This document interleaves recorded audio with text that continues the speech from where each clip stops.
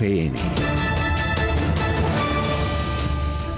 8 de la mañana, 17 minutos. Los secretos con Darcy Quinn, la mujer mejor informada de Colombia, 8:17. Bueno, doña Darcy, el ministro Ricardo Bonilla, lo hemos llamado en múltiples oportunidades para hablar de este escándalo. No nos quiere contestar. Ayer tuvo una entrevista con el canal Caracol. Pero usted habló algo ya con su abogado, ¿no? ¿Qué le dijo el abogado, doña Darcy? Bueno, Luis Carlos, el abogado Javier Torres de la firma de Mauricio Pava Lugo me contestó 3 preguntas. La primera, lo que todo el mundo se pregunta, ¿el ministro de Hacienda no debería dar un paso al costado para defenderse fuera del ministerio sin comprometer las políticas del ministerio? Todos los actos del ministro han sido legales y le ha pedido a la fiscalía que recaude pruebas y lo oiga. No tiene por qué renunciar ni pedir perdón porque ha actuado de manera correcta y eso la justicia tendrá que reconocerlo. La segunda pregunta que le hago es ¿por qué empujaba asignaciones de contratos el ministro o su asistente a congresistas determinados? ¿Por qué? El ministro no empujaba contratos. Su despacho y sus asesores hacen seguimiento a recursos en proyectos. No maneja plata, ni entrega plata. Es el encargado de la hacienda pública y sus mecanismos técnico-legales le permiten ver en qué van los proyectos de la nación. Finalmente le pregunto cuál es la diferencia entre el caso del ministro del Interior, Luis Fernando Velasco, de Carlos Ramón González de la Dirección Nacional de Inteligencia y del ministro Ricardo Bonilla. No me referiré a casos distintos del ministro Bonilla, ya que cada situación tiene sus propias particularidades y deberá ser abordada de manera individual por las autoridades competentes. En el caso del ministro son proyectos del 2021, no se celebraron contratos, no salieron recursos, mucho menos hubo coimas, y fue en beneficio de los entes territoriales, no de particulares. Hasta ahí lo que responde el abogado Javier Torres, abogado del ministro Ricardo Bonilla, que además, como les conté más temprano, ha pedido una audiencia especial para estudiar única y exclusivamente el caso del ministro Bonilla. Bueno, así como nos mandan estos mensajes de voz, sería muy bueno que nos aceptaran una entrevista. Pues como para tener la oportunidad de, ¿no? Escudriñar. Yo creo que el abogado... sí, el ministro, pues no sé, está como dando unas entrevistas selectivas, pero yo creo que el abogado, pues, si lo intentamos, tal vez no tenga ninguna... Sí, no me refiero al abogado, el abogado pues sí. Va a salir a decir lo que tiene que decir. Lo que digo yo es, caramba, hablar con el ministro. Por supuesto. La comunidad económica está muy preocupada, ¿no? Financiera y global está muy preocupada con esto que está pasando. Esto tiene consecuencias, por supuesto que tiene consecuencias en las finanzas colombianas, las finanzas del país. Oiga, doña Darcy, ¿y qué pasa, por ejemplo, con la asistente del ministro María Alejandra Benavides, que también está vinculada y también va a ser citada? Bueno, ahí está como dijera yo, el gran miedo para todos los que han sido vinculados. Estos mandos medios, estas personas que solo obedecían órdenes y que sin duda pues ahí no se van a inmolar por nadie. Esos son el talón de Aquiles porque ellos pueden llegar a un acuerdo con la fiscalía, contar todo lo que saben, cómo fueron las cosas y no exponerse a una condena que de por más sería tal vez injusta, ¿no? Porque muchos de ellos, como le decía, solamente obedecían las órdenes de sus superiores sin tener muy claro cuáles eran también las consecuencias de sus actos. Este es el caso, por ejemplo, de María Alejandra Benavides. Ella ni siquiera está en el ministerio en este momento. Ella dejó el ministerio en el mes de marzo, que porque se fue, creo que está trabajando en un gremio, que quería estudiar, etcétera, etcétera. Pues la señora será escuchada, la señora está siendo vinculada y estoy segura que la señora está diciendo, un momentico, yo aquí no tengo nada que ver. Yo pues hice unos mandados, mandé unos mensajes que me decía el ministro a unas personas. Y pues ahí es donde está el gran tema y el gran quiebre de lo que pueda pasar de aquí en adelante. Claro. Esos son los eslabones que terminan contando absolutamente todo. Y de ahí se reconstruye la historia. Exactamente. De ahí para atrás empieza a reconstruirse la historia. Oiga, doña Darcy, ¿cuándo van a ser escuchados entonces todos los vinculados? ¿Qué se sabe de eso? Pues a partir de hoy, es decir, no a partir de hoy se van a escuchar, sino a partir de hoy se están haciendo ya los cronogramas. Los fiscales están haciendo las diferentes citaciones que empezarían en teoría la próxima semana, porque existe la orden de meterle el acelerador a este proceso. Así que lo más seguro es que en las próximas 2 semanas empiece el desfile de todos los vinculados por las diferentes secciones de la fiscalía para ser interrogados y para explorar la posibilidad de unos acuerdos. Mire que alguien me decía: ojo con Sandra Ortiz. La señora Sandra Ortiz está hasta la nuca. La señora Sandra Ortiz, las pruebas son innegables, o sea, le tienen todo, las maletas, los celulares, las entradas a residencias Tequendama, los chats. O sea, la señora Sandra Ortiz está hasta el cuello. Y la señora Sandra Ortiz, pues, ha sido vinculada, será escuchada, y por ahí también se puede reventar la cosa. Mejor dicho, Sandra Ortiz puede ser otro ventilador ahí muy importante, porque ella era el enlace entre el gobierno y los congresistas. Ella puede también estar pensando, a través de su abogado Pedro Aguilar, que paradójicamente fue el abogado de Luis Gustavo Moreno en todo el caso de la corrupción, pues ella también puede estar pensando en llegar a un acuerdo con la fiscalía. Las pruebas contra ella son muy graves y ella podría estar pensando también en negociar el tema suyo en la fiscalía antes que recibir una condena. Otra Olmedo entonces, porque... Pues es lo que dicen. Claro, en el reportaje que comentamos a comienzo de semana de los colegas de Caracol, mostraron los chats de Sandra Ortiz con Snyder Pinilla y da cuenta esa primera información de la manera como ella encubría la llegada de Snyder Pinilla a su suite o a su apartamento en la residencia Tequendama. Cómo le obligó a bajar por un ascensor de servicio para que no quedara en las cámaras, para que no quedara ningún registro, y la descripción de la cama, el sitio donde dejó la maleta con el dinero del señor Pinilla.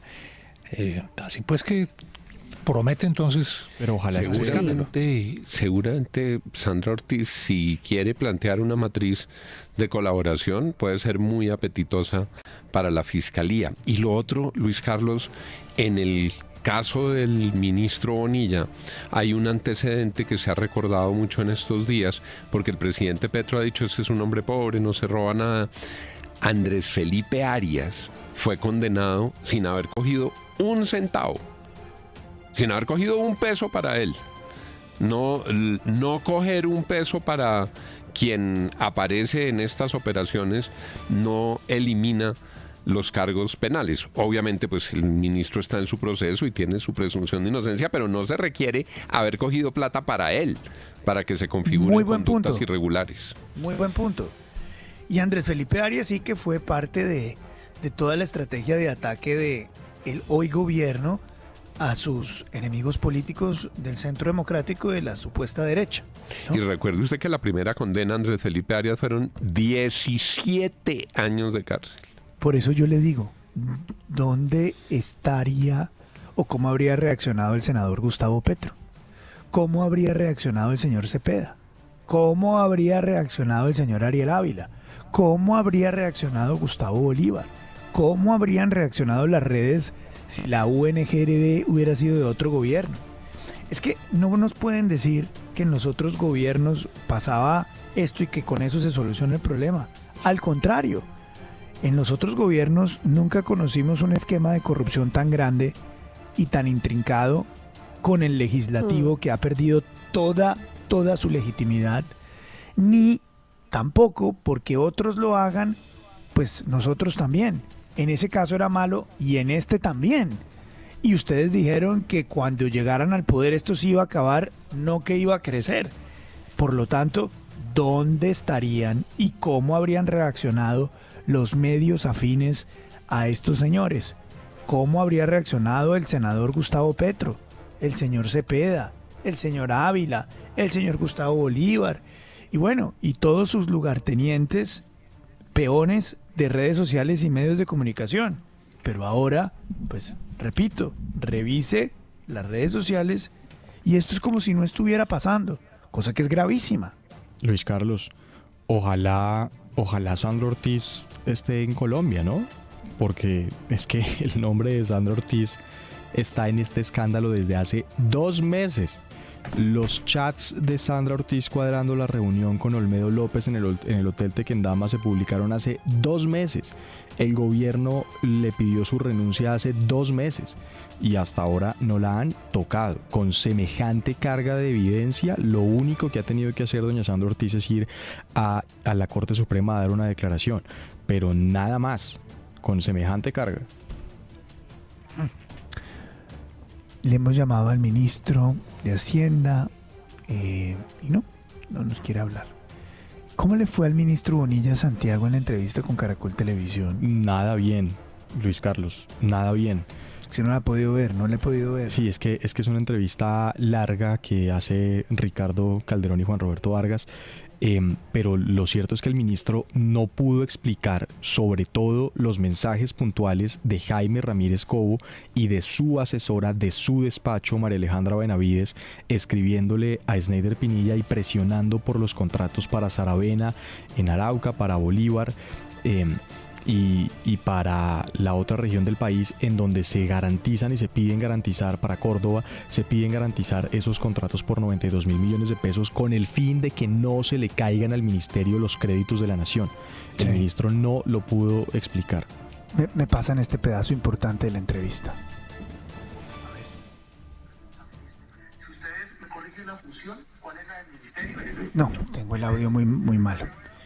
Ya les voy ¿Sabe? a conseguir el pedacito. ¿Sabe qué pieza creo que va a ser muy importante, Luis Carlos, para la recopilación de evidencia?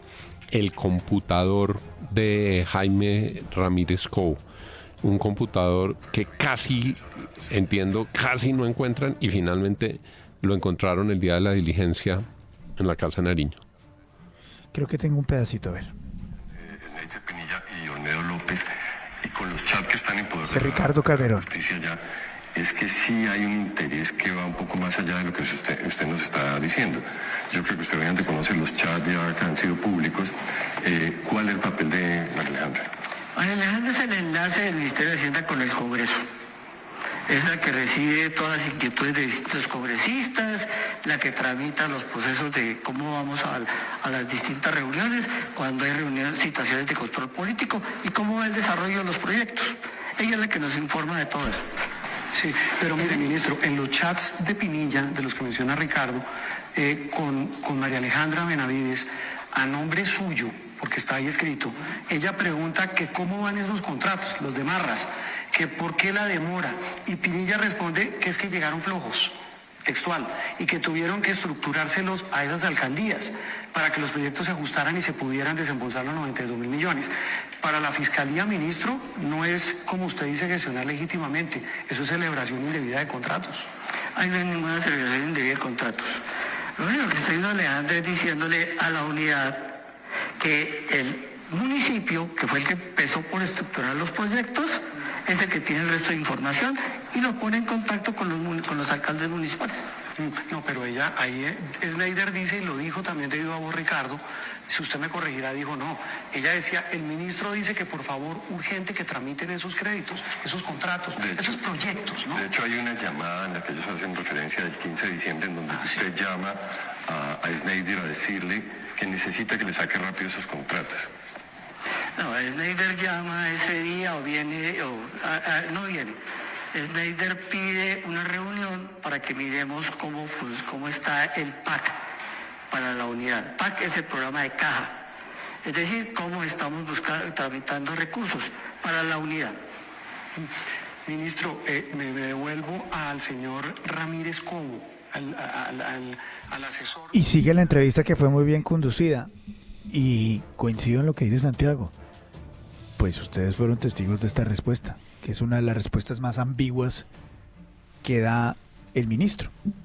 Tal vez por eso es que no quiera dar más entrevistas, porque a la luz de lo que acabamos de escuchar, pues este baile no salió muy bien. Queda enredado, porque es que las evidencias lo que muestran es todo lo contrario. El interés era del ministro de empujar esos contratos, es lo que se puede deducir fácilmente de los chats.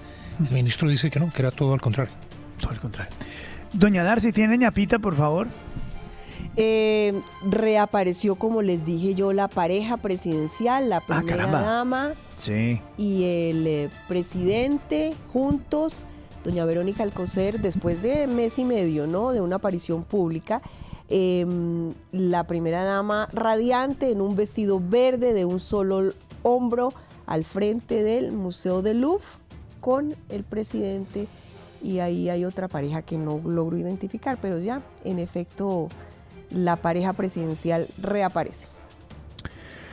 8 de la mañana, 32 minutos. Los secretos con Darcy Quinn, la mujer mejor informada de Colombia, 8:32. Los secretos de Darcy Quinn en la FM de RCN.